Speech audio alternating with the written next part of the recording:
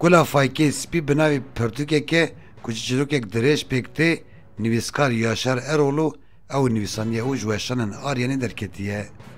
پرتوکا یاشار ارولو هفتان چروکه که چروکا بناوی گلا فایکی سپی که پرتوک به همان ناوی هاتی وشاندن. یاشار ارولو ده سال 1906 لآگری لگند قاضی هاتی دنه. او ده سال 1981 ده دما 21 سالی تیگرتن.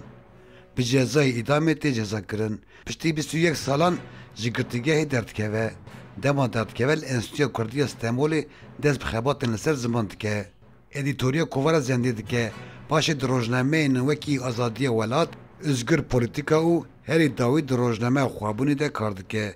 جبلی وان زن چروسک رخنه او ویجه دستار فولکلورا مجی تیده دگه لکووارنده تا دیارنامه جی تیده دهن مالپرانده نویسین وی تین وشاندن.